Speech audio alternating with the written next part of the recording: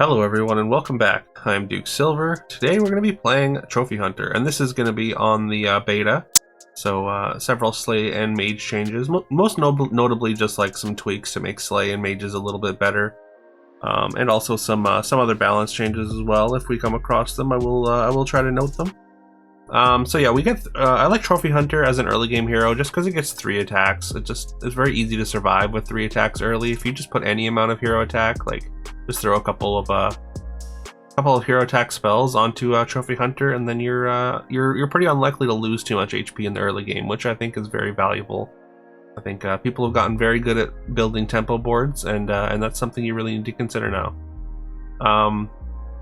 Yeah, we started off with we even locked a pirate or a parrot.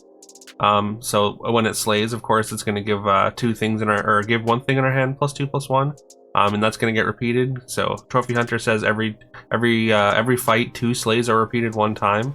I think usually that's front loaded, so like your first slay is usually repeated twice, rather than actually having 2 different slays repeated.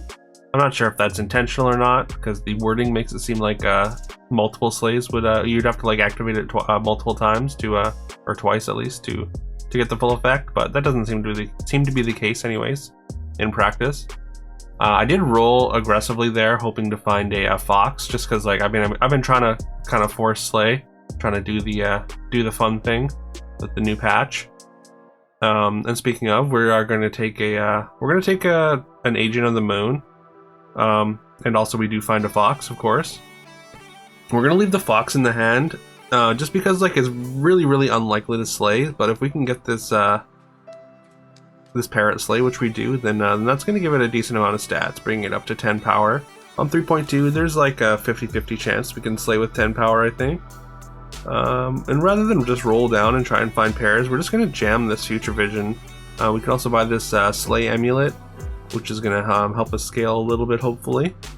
And yeah, just getting to level 5 early, I think, is extremely valuable if you're playing Slay.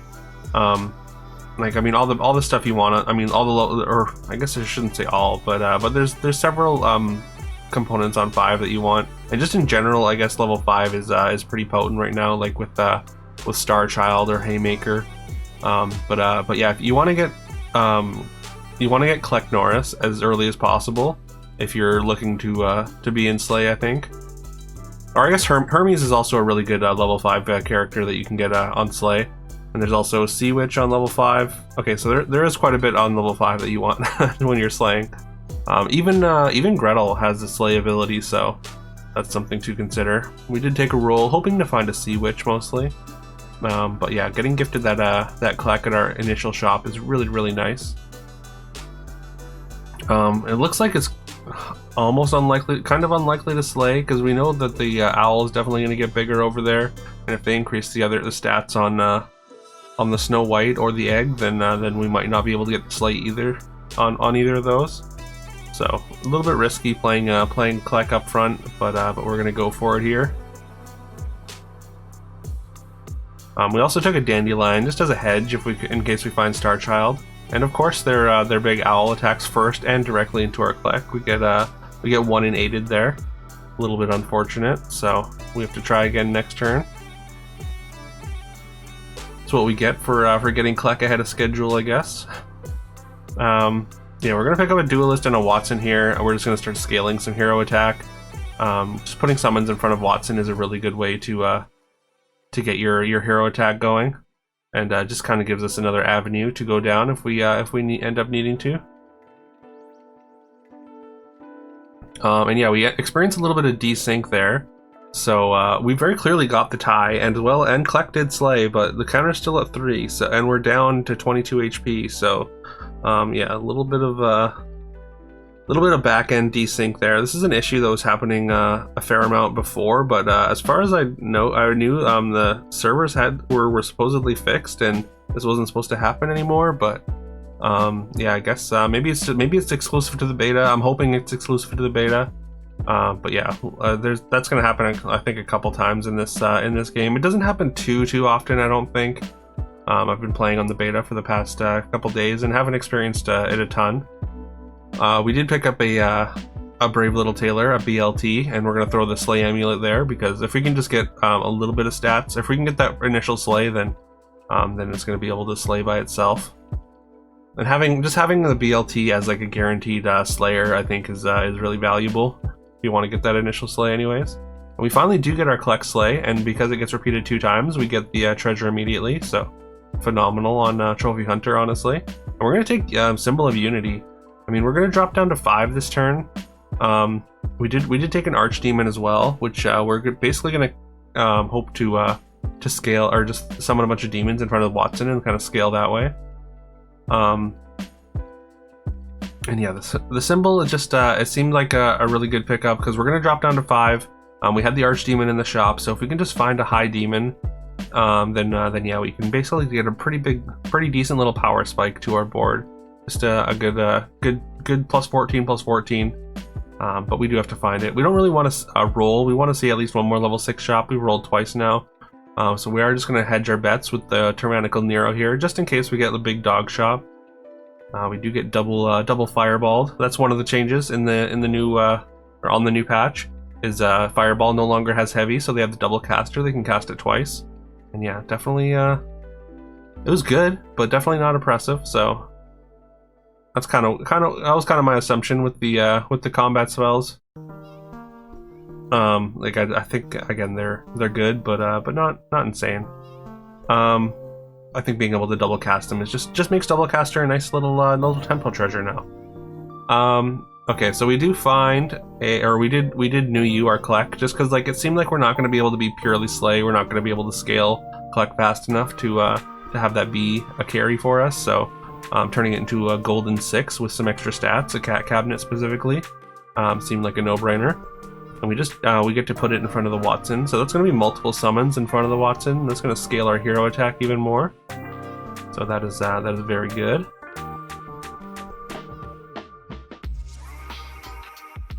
And yeah, we get a little bit of an unfortunate order there, but I mean, the front line on this Slay player is just a little bit too big. That Hercules is quite strong, so we do have to watch out for them. Although they do have the classic problem of having a good front line and no back line, and we get a perfect Symbol of Unity shop here. A Symbol of Unity, like you have to find some very specific things, but when you do, they can be very good. And these are the specific things. We're out of the Watson scaling now, as we're gonna have to play High Demon and Angelic Commander on the back line. So Symbol of Unity says your auras don't care about type, unless, I mean, with the exception of Cat and Fluff. So basically just angels and demons, and Frank's monster. But you don't really often play Frank's monster with it. But yeah, so now everything on our board has Slay, and Slay Angelic Commander gives half her stats to 2 different characters, because she thinks they're all angels.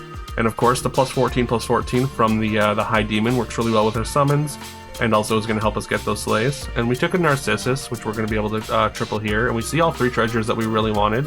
Those were the exact 3 that I was thinking when I picked it up, but we're going to take the Crescent Moon. So now that is going to double up on any of the Slays we get for the Angelic Commander aura as well, and then we get a double Woman in the Moon shop. So things are really starting to just come up Slay here. It's possible that we should have just foregone the Duelist at this point, because getting that initial Slay for these Women in the Moons is so important. And yeah, you can see we get punished for not getting the stats onto the Woman in the Moon before they get taken out, and we do lose this fight with Authority, dropping down to 4. But there's the other desync that I was talking about. So apparently we did get the Slay initially or something, or the attack order just went a little bit better, and one of our Women in the Moon got to stick around while we got a Slay, and then we were able to scale big enough to get the draw. And with the numbers that you saw in that fight, it might not seem that likely, but you'll see next fight that it definitely was likely. We definitely don't like we passed by a couple of Archdemon pairs. It's just not really what we want. It's not Nora, and we actually don't want these summons because those summons are pretty weak. So we're gonna swap that out for Angelic Commander, just in case for Archangels, and just in case our Angelic Commander gets like attacked into with a flying character or something. And also it's just a decent ranged character to throw in. especially if we can get a second angelic commander that's going to go up front. And yeah, you see we did forego the duelist summon, so we can just get that initial slay with the BLT. And yeah, once that that first slay happens, our women in the moon just kind of pop off here. And yeah, like I said, we're getting a lot of like extra slays. So angelic commander is giving everything slay, and then when they slay, the angelic commander gives half her stats to two things. So that's getting doubled by crescent moon, as well as it's getting or happening two more times the initial from the initial slay with trophy hunter. And of course, we did find the Slay Moon, which is also giving us some permanent stats every time a Slay ability is triggered. Also our amulet trigger, our amulet Slay from on our BLT is also triggering twice. So a really good amount of initial stats. And once we have the second angelic commanders, they're going to start bouncing stats off of one another, and yeah, our numbers are going to really get accelerated here. So one change that did happen with the Woman in the Moon. Is I think initially the patch said that Woman in the Moon would trigger all her slay abilities whenever you slay, and so that would trigger Slay Moon as well. So you get a lot of permanent scaling from or even like a Nocturne ability on her, or other amulet ability, I think. But that has been since changed. So Woman in the Moon will not be getting the permanent stats anymore. It'll just get temporary stats every time you activate a slay, basically. And yeah, I had to turn the fight up, otherwise we would have no timer left. Even with the this fight speed turned up there, we only have 30 seconds left. We get to triple our commander, which we see at level 6. There's no other treasures that we really want. We kind of have best in slot treasures right now, except for Slay Moon can be upgraded. I think the thing we would want to upgrade it to is a magic scarf, which doubles your auras, of course. And yeah, we get our initial slay with our BLT here. Fortunately, we don't get scammed by the poison apple, or the yeah. If we don't get that initial slay, then things can go very, very poorly for us. But as soon as we get that slay, then yeah, again we pop off pretty hard here. There's another angelic commander, which is phenomenal. We're definitely going to play that in the front over the second archangel, but we get to triple the archangel anyways. And there's the magic scarf, which I did skip. So I only realized after that I really should have replaced the Slay Moon instead, and that would have just boosted our numbers up even more. Not that it's like completely necessary. Again, as long as we get this initial slay, then yeah, we're good to go here. Yeah, the only thing that they can't, that if they scam our BLT, then we might be in trouble. But yeah, as long as we're getting that BLT slay, we're in very good shape here. And yeah, so like I said, like symbol of unity is very narrow, but it can be very powerful if you can get the right hits and you can get the ball rolling. The symbol of unity slay is pretty fun. But yeah, let me know if you enjoyed that. Or if you have any questions about the beta, or anything at all, I guess. I hope you all have a great rest of your day. Please remember to like, comment, subscribe. I'm supposed to say that. Anyways, again, I hope you have a great rest of your day, and I'll see you tomorrow.